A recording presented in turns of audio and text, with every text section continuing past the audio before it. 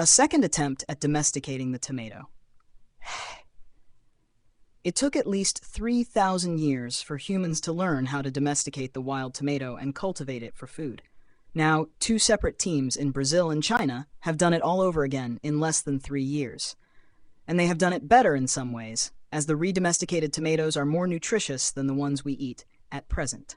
This approach relies on the revolutionary CRISPR genome editing technique, in which changes are deliberately made to the DNA of a living cell, allowing genetic material to be added, removed, or altered.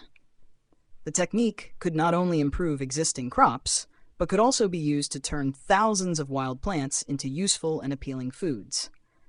In fact, a third team in the US has already begun to do this with a relative of the tomato called the ground cherry.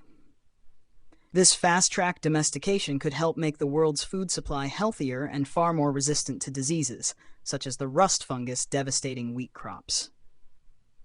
This could transform what we eat, says Jörg Kudla at the University of Munster in Germany, a member of the Brazilian team. There are 50,000 edible plants in the world, but 90% of our energy comes from just 15 crops. We can now mimic the known domestication course of major crops like rice, maize, sorghum, or others, says Kaixia Gao of the Chinese Academy of Sciences in Beijing. Then we might try to domesticate plants that have never been domesticated.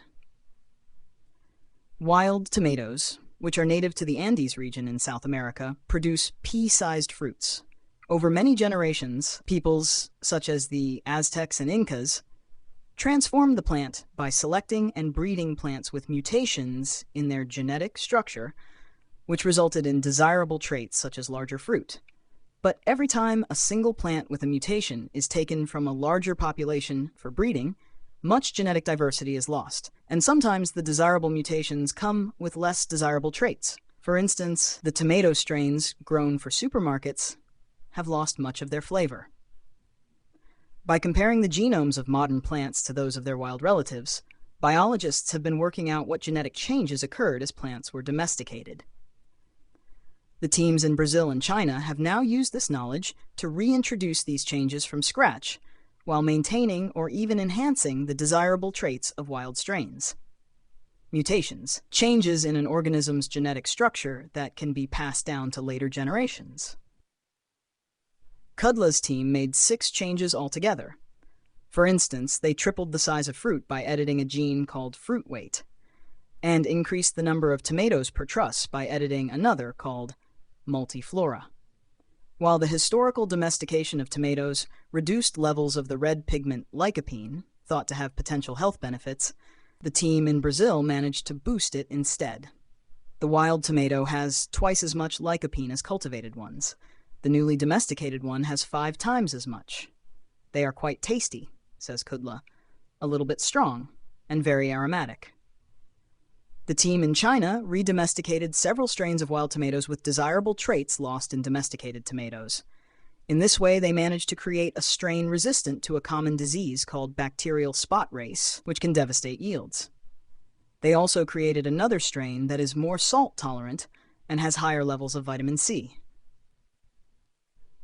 Meanwhile, Joyce Van Eck at the Boyce Thompson Institute in New York State decided to use the same approach to domesticate the ground cherry or goldenberry, Physalis pruinosa, for the first time. This fruit looks similar to the closely related Cape gooseberry, Physalis peruviana. Ground cherries are already sold to a limited extent in the US, but they are hard to produce because the plant has a sprawling growth habit and the small fruits fall off the branches when ripe. Van Eck's team has edited the plants to increase fruit size, make their growth more compact, and to stop fruits dropping. There's potential for this to be a commercial crop, says Van Eck. But she adds that taking the work further would be expensive because of the need to pay for a license for the CRISPR technology and get regulatory approval.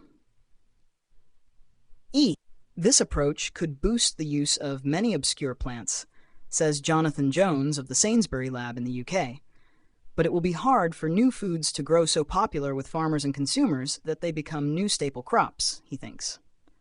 The 3 teams already have their eye on other plants that could be catapulted into the mainstream, including foxtail, oatgrass, and cowpea. By choosing wild plants that are drought or heat tolerant, says Gao, we could create crops that will thrive even as the planet warms. But Kudla didn't want to reveal which species were in his team's sights, because CRISPR has made the process so easy. Anyone with the right skills could go to their lab and do this.